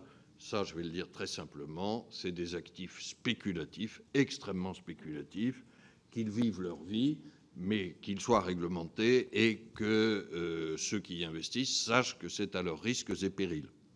Et nous surveillons évidemment ces cryptoactifs spéculatifs. Je ne crois pas qu'ils représentent une révolution technologique ou économique très importante. L'alouette est beaucoup plus importante, si vous me permettez. L'alouette, c'est ce qu'on appelle les stablecoins, c'est-à-dire des actifs aujourd'hui qui sont à 99% en dollars. Et là, on parle d'un encours qui est plutôt de l'ordre de 300 à 400 milliards de dollars, donc qui est d'encours relativement limité, mais qui, lui, représente un potentiel d'amélioration des paiements très significatif. Alors, est-ce que j'ai une minute, Président, pour dire un mot de la fameuse tokenisation? Et encore une fois, pardon de ce mot barbare, si vous me permettez un souvenir personnel. La première fois que je l'ai employé à mes dépens, c'était devant un public de professionnels avertis, il y a 2 ans, dans un déjeuner d'Europlace. Je me souviens encore d'avoir perdu mon public au bout de 3 minutes, ce qui était très regrettable. Mais que veut dire la tokenisation? C'est grâce à la technologie blockchain, on arrive à échanger en même temps, de façon simultanée et sécurisée, le flux financier, le règlement en monnaie, et l'information ou le contrat qu'il s'agit d'acquérir. Si je prends un exemple grand public, pour une voiture, un jour, ça je fais vraiment du paiement fiction, on achète la voiture et on récupère la carte grise exactement en même temps. Maintenant, un exemple qui est beaucoup moins de fiction, sur les transactions financières, ce que les spécialistes appellent le règlement livraison, qui a utilisé des masses d'énergie assez austères, hein, il faut bien dire, c'est très technique depuis des décennies, peut être incroyablement simplifié par les stablecoins. Alors, c'est, je crois, cette partie-là dont on parlait moins, mais on en parle beaucoup depuis quelques mois, qui représente une vraie révolution technologique. Et là, on rejoint la question du rapporteur général tout à l'heure sur les enjeux de souveraineté. Nous ne pouvons pas prendre le risque que ces cryptos stables, ces stablecoins, qui eux vont sans doute beaucoup se développer, soient exclusivement en dollars, exclusivement émis par des entités privées et exclusivement émis par des entités non européennes. Vous avez cité, il y a 2 groupes aujourd'hui, Tether et Circle, qui ne sont d'ailleurs ni européens ni américains pour l'instant, mais ils vont sans doute devenir américains. Là, il y a un vrai enjeu de souveraineté. Et donc, je crois que la réponse très articulée de l'Europe consistant à dire je vais dans le sens de la tokenisation parce que c'est un progrès, mais je construis une solution publique-privée, c'est l'euro numérique côté grand public et les solutions de paiement, c'est ce que nous appelons, faute de mieux, il faudra peut-être trouver un mot, la monnaie numérique de banque centrale de gros du côté des transactions financières. Ça, c'est la bonne réponse. Je crois souhaitable, pour aller au bout, qu'il y ait aussi un étage privé du côté des transactions financières, et donc que les banques européennes, notamment françaises, développent soit des stablecoins en euros, soit ce qu'on appelle des dépôts tokenisés. Pardon si j'ai été un zeste technique, mais je crois que ça se résume assez simplement avec ce progrès de la technologie permettant d'échanger en même temps l'argent et les informations et le contrat. Et une réponse très simple, c'est est-ce qu'on veut que ça soit fait uniquement en dollars par des entités privées ou est-ce qu'on construit quelque chose public-privé côté européen? Ça me paraît un enjeu décisif. Pardon d'y insister parce que plusieurs d'entre vous l'ont dit, si les paiements étaient dans la main quasi exclusivement ou principalement d'acteurs privés et américains, là nous aurions un vrai risque de souveraineté économique. Sur l'accès au crédit immobilier, alors nous partageons l'objectif. Là, monsieur le sénateur, je vais me permettre, et vous ne serez pas surpris, une nuance par rapport à l'effet pervers ou restrictif qu'aurait le fameux HCSF. Nous avons là posé un certain nombre de règles pour une raison très simple, c'est qu'on voyait augmenter les risques sur le crédit immobilier, des crédits de plus en plus longs et avec une charge de remboursement, le taux d'effort, qui était de plus en plus lourd. On voyait des choses à 40% du revenu. Donc nous avons posé des limites, comme vous savez, maximum 25 ans et maximum 35% de taux d'effort. C'est élevé, c'est élevé. Nous avons aussi donné une flexibilité. Et la flexibilité est 20% d'exception à la main des réseaux bancaires pour ce qu'elle estimerait être des dossiers le justifiant. Ce que je relève, et je crois que c'est la meilleure réponse à cette crainte de restriction, ce que je relève, c'est que cette flexibilité n'est utilisée que partiellement. On est entre 16 et 17% actuellement. Toutes les banques ont un espace pour faire plus si elles le souhaitent. Donc je crois qu'on ne va pas relancer le crédit immobilier en mettant les ménages en risque, mais qu'on utilise au besoin un peu plus cette flexibilité. Maintenant, est-ce que vous me permettez une réflexion générale que je crois que je n'ai pas eu encore l'occasion de partager ici, ni ailleurs d'ailleurs, et qui me paraît un vrai sujet de réflexion. Nous sommes tous d'accord pour développer le logement et que l'accès au logement est un sujet socialement, économiquement et politiquement très important. Il y a, et j'ai noté la proposition de loi sénatoriale en la matière, toute une série de leviers qui ne sont pas financiers. Il y a probablement trop de normes. Le sujet que nous avons, si je prends un peu de recul, et que nous ne l'avons pas qu'en France, il est dans toute l'Europe, il est dans l'Amérique du Nord, etc., c'est quand vous regardez les financements vers le secteur immobilier, ils ont en fait beaucoup augmenté depuis 25 ans, et souvent à conditions assez favorables. Si je prends le ratio crédit immobilier sur PIB en France, il a énormément augmenté. Il est d'ailleurs le plus élevé des grands pays de la zone euro. Mais la politique monétaire favorable dont on parlait s'est traduite aussi par des crédits immobiliers à taux sans précédent, 1% ou 1,5%. Donc il y a eu beaucoup de financement sur le crédit immobilier. Mais pour résumer ma réflexion, et je pense que c'est un vrai sujet d'examen de conscience collectif, partout, pas seulement en France, cette augmentation des financements s'est traduite par une augmentation des prix et pas des volumes. Voilà, je le dis de façon très simplifiée, mais là, nous avons une vraie réflexion économique. Je pense d'ailleurs qu'il faut que la Banque de France en prenne sa part, mais pourquoi est-ce qu'une masse de financement a plutôt produit une envolée des prix de ce qui existait plutôt qu'une augmentation des volumes? Les normes jouent sans doute un rôle, mais pour moi, je ne vous cache pas, c'est la question centrale. Je remercie le sénateur Laménie d'avoir parlé, comme il le fait régulièrement, de notre présence dans les territoires. Alors, pas seulement dans les Ardennes, mais merci de ce que vous avez dit sur l'équipe de direction dans les Ardennes. Nous resterons durablement dans tous les départements français. Donc, au moins une succursale par département. Je redis cet engagement. Je signale d'ailleurs que j'avais pris un engagement devant vous, Monsieur le Président. Je me souviens, c'est quand la Commission des finances du Sénat avait bien voulu me refaire confiance pour un deuxième mandat en 2021. J'avais dit j'essaierai d'aller voir toutes les succursales de la Banque de France. C'est par respect pour le réseau et les agents qui y travaillent, et c'est pour marquer la pérennité. Alors, je vous dois un rapport de mission par rapport à cet engagement que j'avais pris. Il y a 105 succursales de la Banque de France. Au jour d'aujourd'hui, j'en ai vu 103. Il m'en reste 2. Je ne sais pas s'il y a des sénateurs de l'Orne et de la Mayenne, auquel cas je m'en excuse.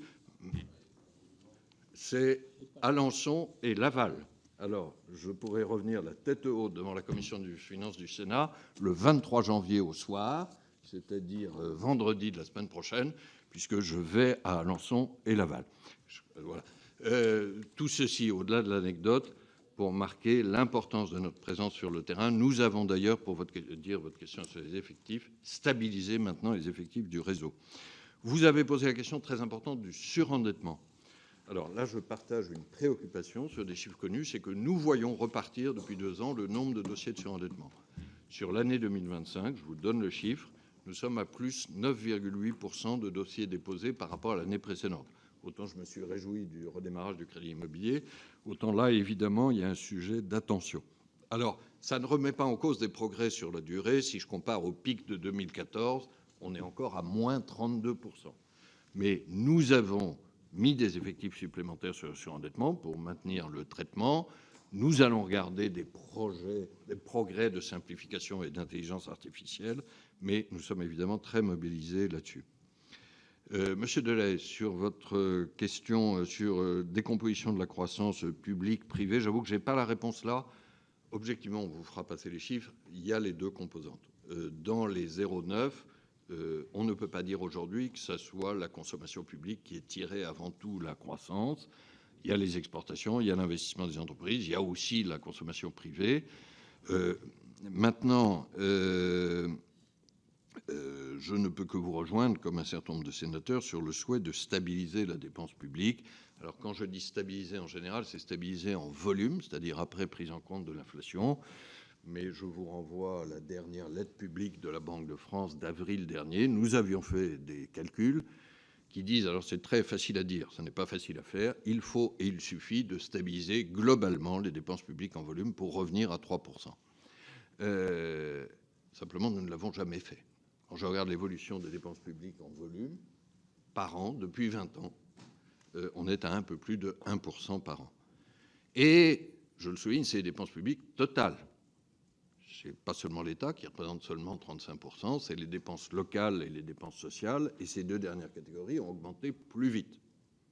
Voilà. Je sais combien ces sujets sont difficiles, mais je partage en tout cas l'orientation et essayons d'avoir un effort juste et partagé. Alors, vous avez posé la question de l'Espagne et ça rejoint la question de Mme Vermeillet. J'en dis peut-être un mot tout de suite. C'est vrai que la performance de l'Espagne en termes de croissance est très positive. Il y a plusieurs ingrédients, je ne prétends pas être un spécialiste complet. Il y a d'abord le fait que l'Espagne a bénéficié, comme l'Italie, du plan européen post-Covid. Il y a une économie qui est très tournée vers les services et le tourisme. Il y a l'immigration. Il faut dire qu'il joue un rôle assez important dans la croissance espagnole.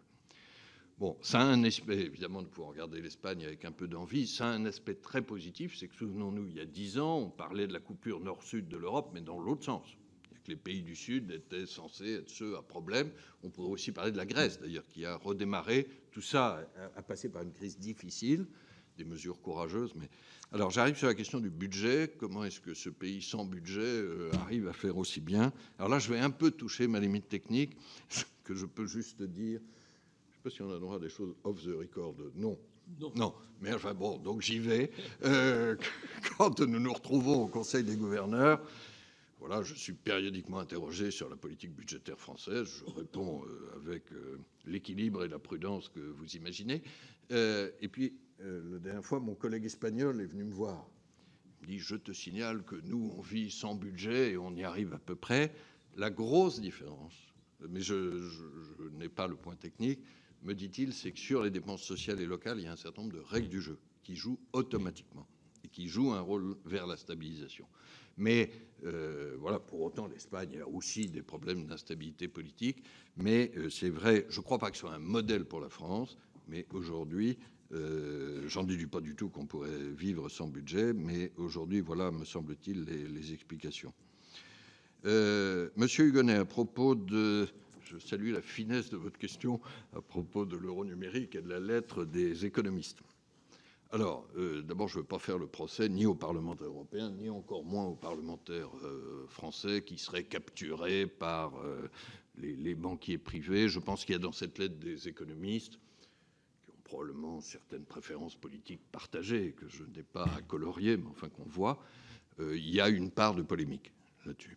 Je pense pour autant il y a des arguments de fond, je l'ai évoqué en faveur de l'euro numérique, qui sont légitimes, fondés dans cette lettre. Mais je ne souhaiterais pas qu'on politise ce débat. Voilà, pour moi, le débat sur l'euro numérique ou la souveraineté européenne des paiements, ce n'est pas un débat public-privé, ou, pardon de le dire de façon simplifiée, toute la gauche serait pour le public, toute la droite serait contre. M. Trump a, lui, beaucoup politisé le débat. C'est vrai. Vous avez peut-être noté qu'il encourage les fameux stablecoins en dollars, mais il interdit, lui, la monnaie numérique de banque centrale. Donc là, je crois qu'il y a une volonté politique de privatisation de la monnaie qui me paraît à la fois regrettable et dangereuse. Moi, je ne souhaite pas qu'on politise le débat européen. Quand je propose ces deux étages euro numérique plus solution de paiement privé, c'est pragmatique et c'est efficace. Et toujours, je ne vais pas, Monsieur le Président, Monsieur le rapporteur général, remonter au Moyen-Âge sur l'articulation du souverain en or et en argent et des premières lettres de change des banquiers lombards, mais toujours il y a eu une articulation entre une monnaie publique et une monnaie privée. Il n'y a pas de raison que l'ère numérique change cela. Monsieur Campacanella, à propos de la croissance allemande, les estimations de nos collègues de la Bundesbank sont qu'en Allemagne, le plan de relance pourrait représenter autour de 1,5 de croissance supplémentaire cumulée d'ici 2028. Ça, je crois que c'est une bonne nouvelle pour l'Allemagne, qui en a besoin, puisque la croissance allemande est aujourd'hui inférieure à la croissance française.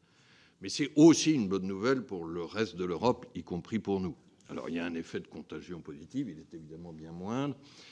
Je vais le dire autrement, ça fait des années, des décennies, que toute force politique ou famille de pensée confondue, la France et d'autres, souhaitent une relance budgétaire allemande. En disant, vous avez des marges de manœuvre, utilisez-les. Ils le font, on ne va pas s'en plaindre. Alors, c'est vrai que ça a eu un petit effet de remontée des taux longs en Europe. Malheureusement, dans les chiffres que j'ai cités tout à l'heure, c'est-à-dire le passage de 3,05 en juin 2024 à 3,55 aujourd'hui à peu près de taux à 10 ans, le principal effet, il est français. C'est l'effet de la dissolution, de l'instabilité budgétaire, c'est une augmentation du spread d'entre 20 et 30 points de base. Mais je crois que globalement, c'est un élément favorable.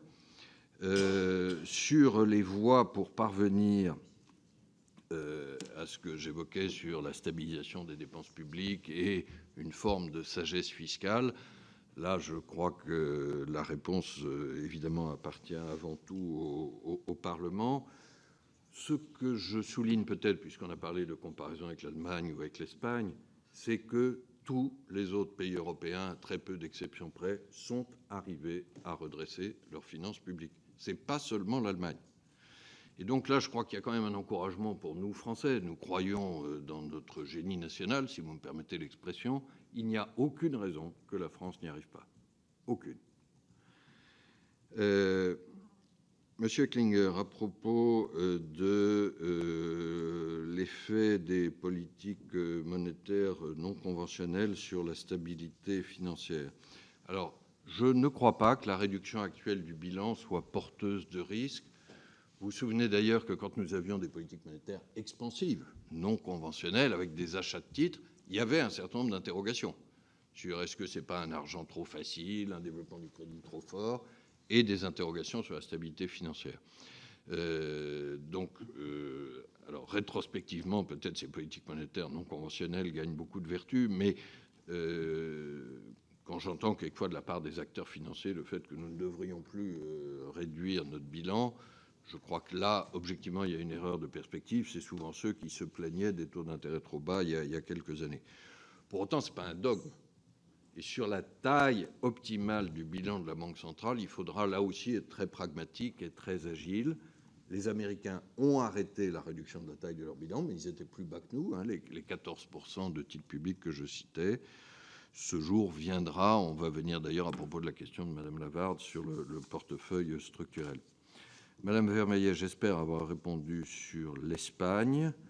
Alors, Madame Lavarde, j'en viens sur le financement des entreprises en transition énergétique et des entreprises bas carbone. Il ne me paraît pas totalement établi, mais je vais regarder l'étude de l'Université de Maastricht que vous citiez, que des entreprises en transition aient beaucoup plus besoin de financement externe que des entreprises qui ne le sont pas.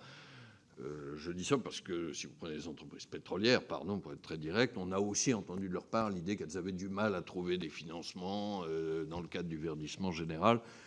Il me semble aujourd'hui que toutes les entreprises ont accès correct au crédit. Je l'ai souligné dans mon propos introductif. J'en profite d'ailleurs pour redire que dans tous les départements que vous représentez, s'il y a des difficultés d'accès au crédit, la médiation du crédit gratuite de la Banque de France est à disposition des entreprises concernées, grandes ou petites.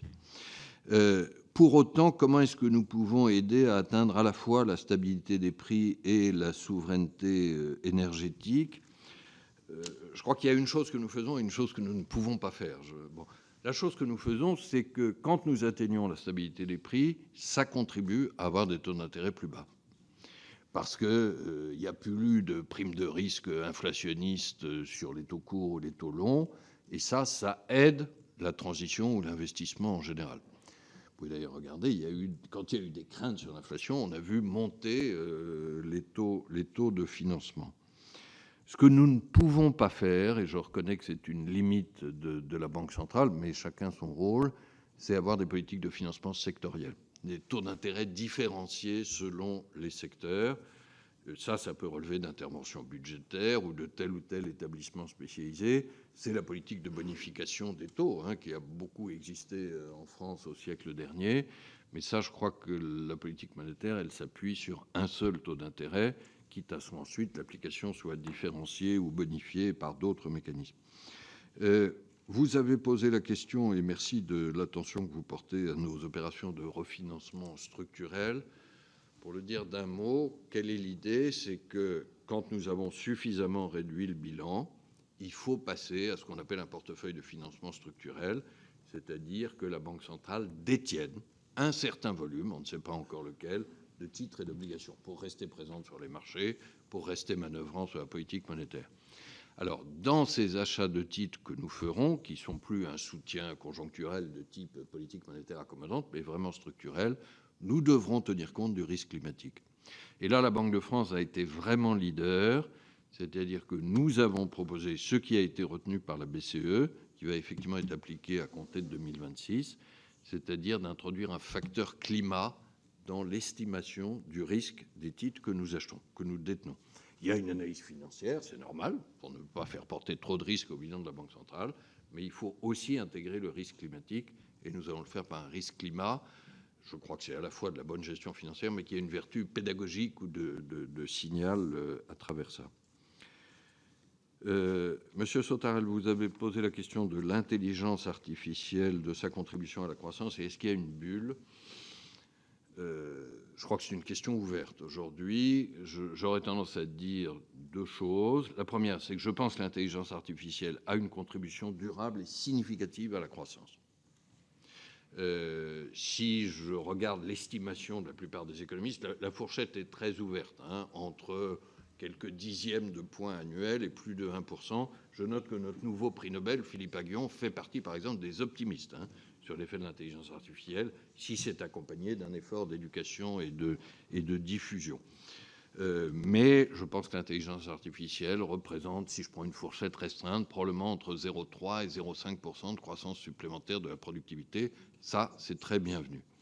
Il y a une autre question, et c'est ma deuxième considération, c'est est-ce que pour autant, il y a des bulles financières sur la valorisation de telle ou telle entreprise? Ça, je ne sais pas répondre. J'ai lu, comme vous sans doute, tout et le contraire de tout. Je crois que voilà, les arbres ne montent pas jusqu'au ciel. En même temps, la révolution technologique est quand même beaucoup plus rapide que ce qu'on attendait.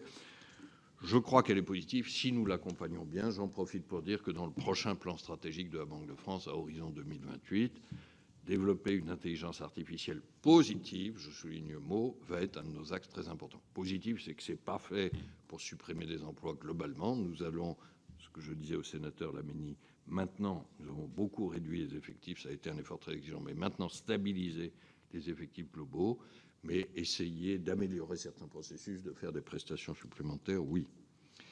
Alors, j'arrive à la question du sénateur Nougin sur la surtaxe d'impôt sur les sociétés. Alors, pardon, je prends ma respiration parce que j'arrive évidemment dans un sujet politiquement plus sensible, Monsieur le Président, Monsieur le rapporteur général, pardon, où la Banque de France, évidemment, n'est pas décideuse. Bon.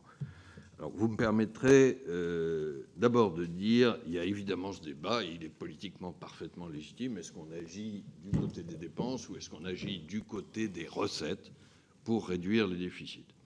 La réponse habituelle que je fais, pardon, elle est de très bon sens, c'est qu'il faut quand même les deux, mais il faut une forte majorité côté dépenses. Pourquoi? Parce que notre problème, c'est d'abord les dépenses. Je vais d'ailleurs peut-être tout de suite répondre à la question du sénateur Capu. La mesure de l'écart avec nos partenaires européens, elle est très simple, c'est-à-dire, enfin très simple en chiffres. Après, je vais la nuancer un peu. Si je prends le total des dépenses publiques en France, y compris locales et sociales, que je le compare au total des dépenses publiques dans le reste de la zone euro, c'est un peu plus de 9 points de PIB. Donc, rapporté à la taille de l'économie française, ça fait 280 milliards d'euros. Vous voyez qu'on parle d'un gisement qui est assez significatif, même par rapport à la taille de notre déficit. Évidemment, on n'est pas en train de dire qu'il suffirait d'un claquement de doigts de nous aligner sur les autres. Mais nous partageons avec nos voisins, c'est l'Allemagne, c'est l'Italie, c'est les pays nordiques, c'est l'Espagne, nous partageons en gros un modèle social européen fait de services publics forts, d'une protection sociale forte. Et j'y crois profondément. Vous me donnerez acte à la suite de nos rencontres régulières, qui n'est pas forcément très habituel qu'un gouverneur de la Banque de France dise « je crois au modèle social européen ». Mais j'espère avoir été totalement constant là-dessus. Le sujet, c'est que ça nous coûte trop cher. Et donc, j'ai dit à l'occasion des dépenses publiques, il suffit de les stabiliser en volume. Il suffit ne veut pas dire que c'est facile à faire. Mais je crois que ça devrait être ça le cap. Donc, d'abord les dépenses. Et pas par idéologie ou par préférence politique. Simplement, je constate pragmatiquement qu'à peu près le même résultat que chez nos voisins nous coûte plus cher. Nous avons un problème d'efficacité. Mais aussi un peu d'impôts. Je le dis sans enthousiasme. Voilà, je relève que nos concitoyens, évidemment, estiment qu'ils payent un point d'impôt très élevé. Le point d'impôt, d'ailleurs, en France, est aussi supérieur à la moyenne européenne. Si je regarde les prélèvements obligatoires, simplement, ne nous trompons pas. Il y a la cause, qui est les dépenses, et il y a le symptôme, qui est le poids des impôts.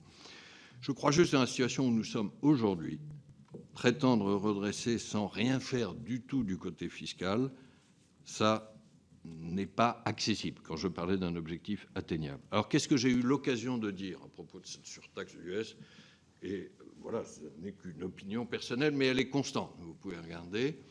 D'abord, il faut la prévisibilité. Là, je vous rejoins totalement. Il me semble, sous votre contrôle, que le gouvernement Barnier avait annoncé cette taxe sur 2 ans, que le gouvernement Bayrou l'a ramenée à 1 an. Nous sommes au bout de la première année, et donc la question qui se pose, c'est est-ce qu'on remet la deuxième? Alors là, je vais un peu... Mais la ministre avait dit en charge une année. Non, mais il y a eu plein de propos gouvernementaux. Voilà, encore une fois, ça n'est que ma modeste parole.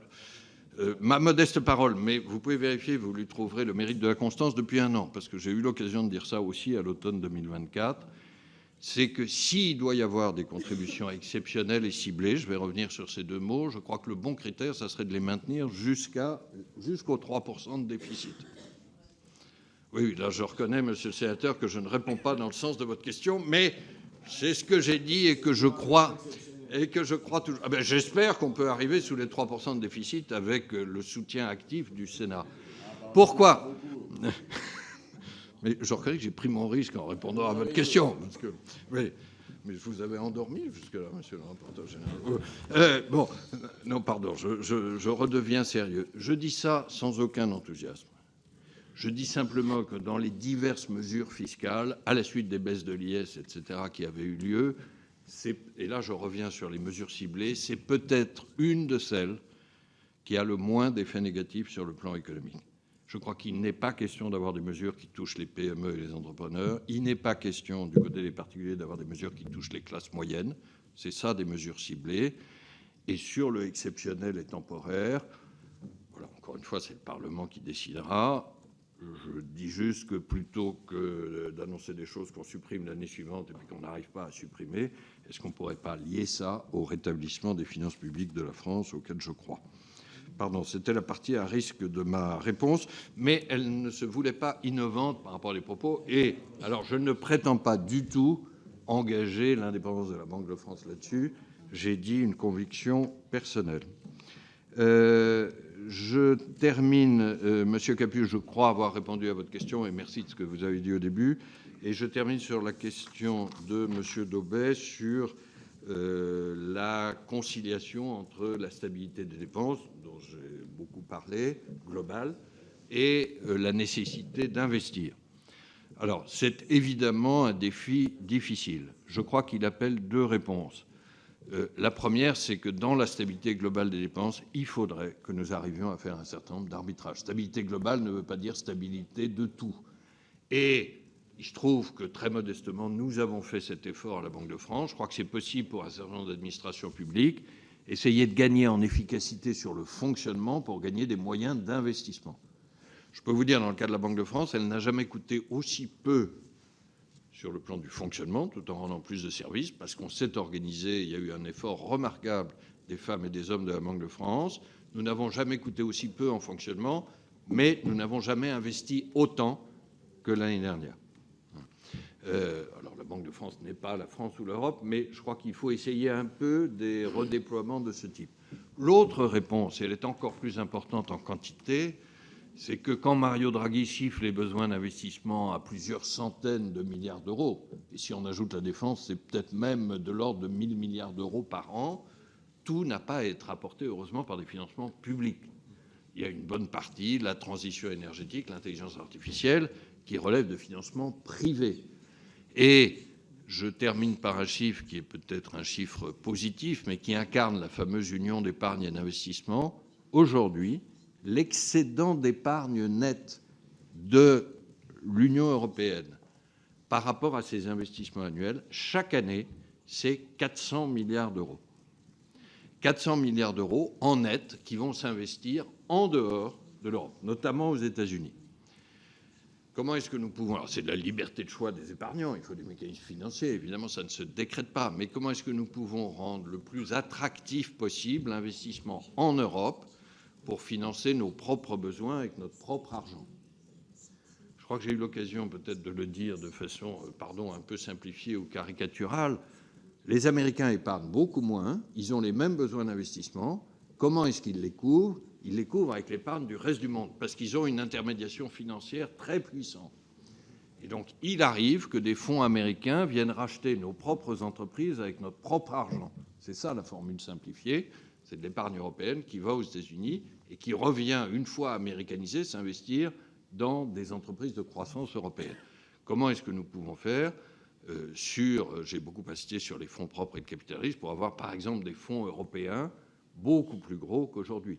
Le premier fonds européen, qui se trouve être suédois, en dehors de la zone euro, est aujourd'hui plus petit que le 10e fonds américain. Donc là, on a beaucoup d'explications de pourquoi nous n'arrivons pas à accompagner la croissance de nos scale-up, de nos entreprises de croissance, mais je crois qu'en même temps, on a le levier et la réponse. Ça, c'est la partie fonds propres de l'Union d'épargne et d'investissement. J'ai eu l'occasion de proposer un certain nombre de mesures prioritaires là-dessus dans un discours de septembre dernier. Bien, merci Monsieur le Gouverneur, merci du temps que vous avez pris nécessaire pour la pédagogie et rentrer dans le détail des réponses. Je pense que vous nous avez à tous donné des réponses intéressantes. Il y a guère que notre collègue Claude Nougin qui partira avec un peu de vague à l'âme. Mais c'était pas mon but. C'était pas votre but, mais il suffit de le regarder. Moi, vous savez qu'il le connaît bien. J'ai compris que là, nous avions touché à un sujet, à un problème. Bien, merci en tout cas de votre venue, comme nous le faisons régulièrement. Je crois qu'effectivement, c'est une très bonne tradition. Et nous avions cette année, comme l'an dernier, beaucoup de sujets quand même à évoquer, ce que nous avons fait. Merci beaucoup encore. Je vais vous raccompagner. Je vais suspendre la commission quelques instants, si vous voulez bien rester pour la fin de notre commission et notre programme de travail. Voilà, je vous raccompagne, Monsieur le Gouverneur. Merci encore.